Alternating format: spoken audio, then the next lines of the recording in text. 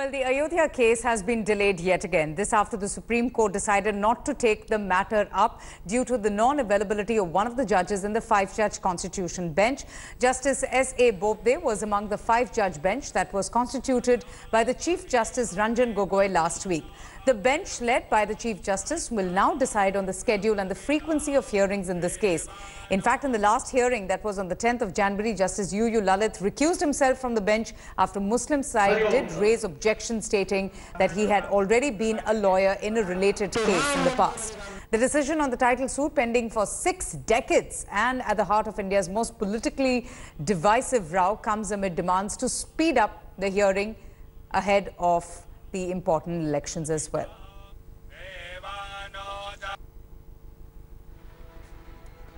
And with the Ayodhya hearing once again being delayed due to the non-availability of one of the judges in the 5-judge Constitution bench, on expected lines, seers and saints have come out in large numbers to express their disappointment. Listen in.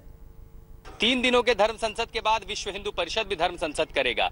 धर्म पे चर्चा होगी। राम मंदिर निर्माण में विलंब के लिए जिम्मेदार कौन है, न्यायपालिका या सरकार?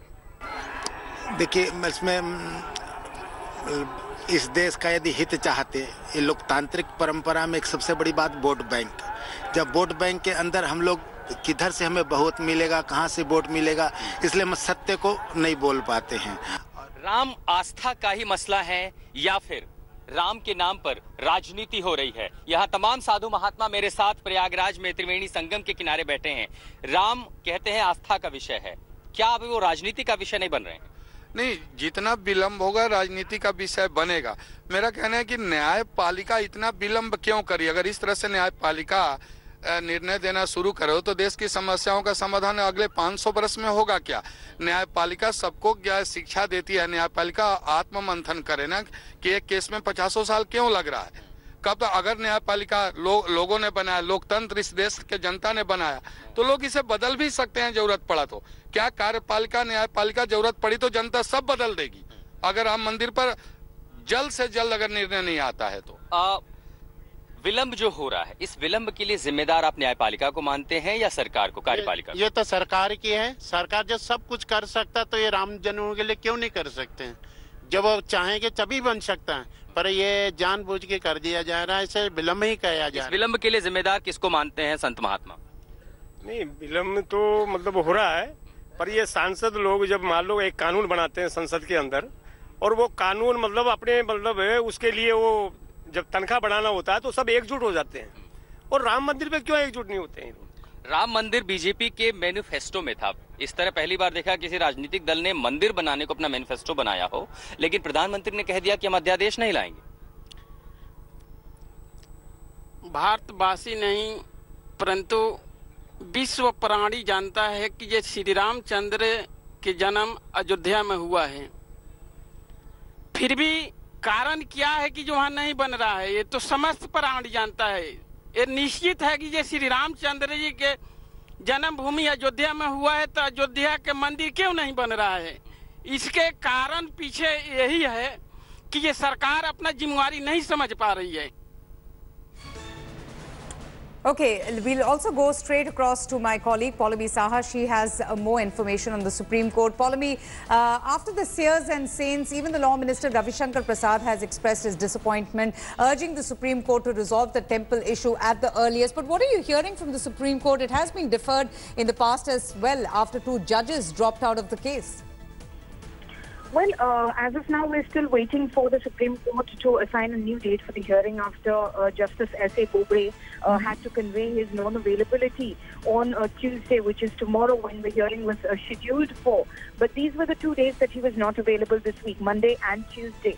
So there is a possibility still that the date could be set for later in the week or possibly next week. So we're still waiting to hear from the Supreme Court as to when that date is fixed for the hearing in this matter, because the last time when the hearing actually commenced, Justice U.U. Lalit had to recuse himself from the case because Advocate Rajiv Dhawan did point out that in a criminal matter which was associated with the Ayodhya matter, he had in fact represented former UP Chief Minister Kalyan Singh, and so he had to recuse himself from the bench. And then, of course, a newly constituted bench was announced very recently by CJI Ranjan Gogoi. So it remains to be seen when that next date for the hearing of this matter is set. But of course, yes, there is a lot of growing impatience in the larger Hindu community. Saints and seers have gathered at Prayagraj, and then of course the law minister. This is not the first time that Mr. Ravi Shankar Prasad has said that the matter needs to be heard at the earliest, and a lot of people and their sentiments are associated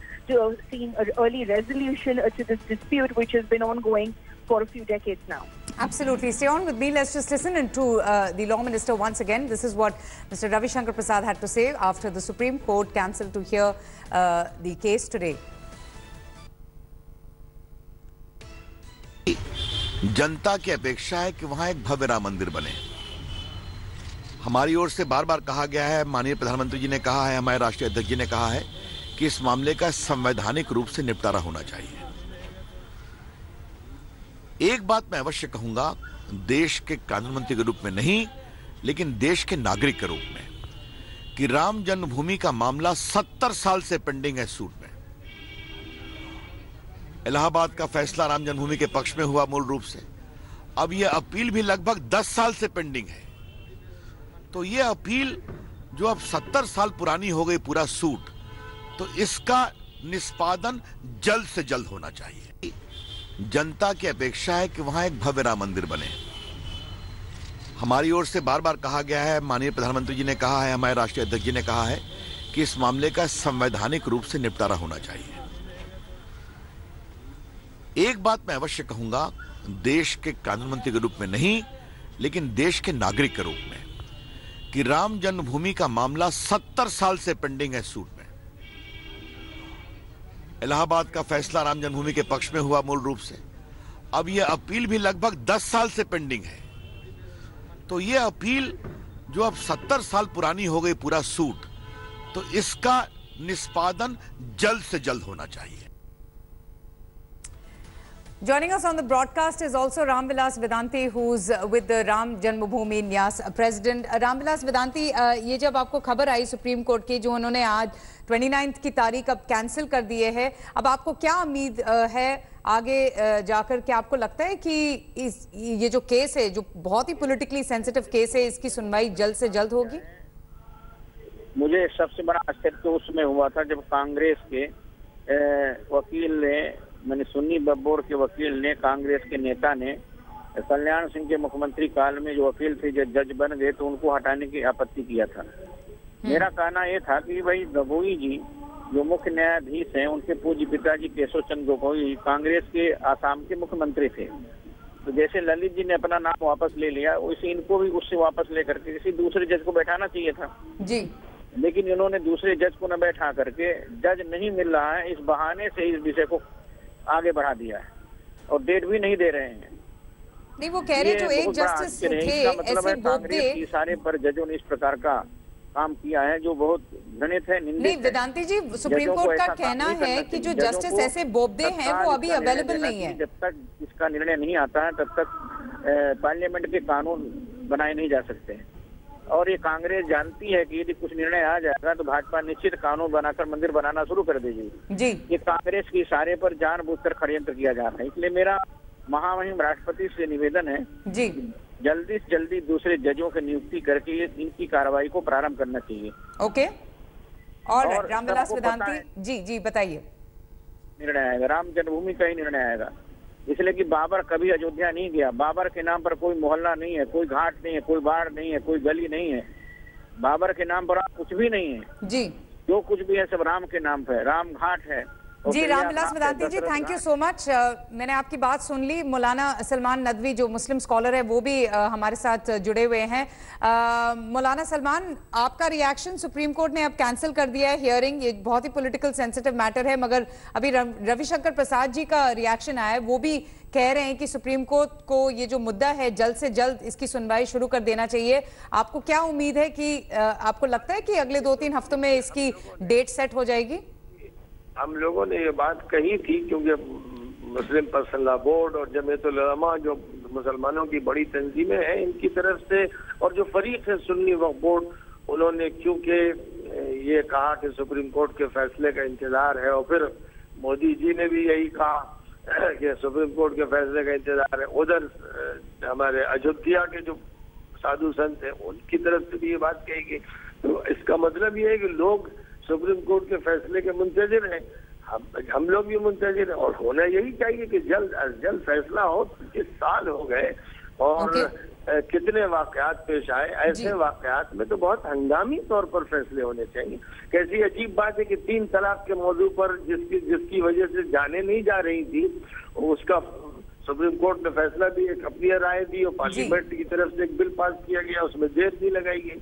और ये मसला ऐसा है जिसके नतीजे में 92 के बाद हजारों जाने चली गई, कितने जुल्म हुए, उसके बावजूद इसमें देर। All right Naqvi ji, all right, thank you so much. आपका रिएक्शन हमने सुन लिया। So a growing demand, and as Paulomi was also saying, this restlessness and impatience that's growing with the Supreme Court once again cancelling the 29 January hearing in the politically sensitive Ram Janmabhoomi Babri Masjid land title dispute case. Thanks for watching the video. For more such news and updates, please like, share and subscribe to India Today. Also check out our other great videos from our channel. We know you will love to.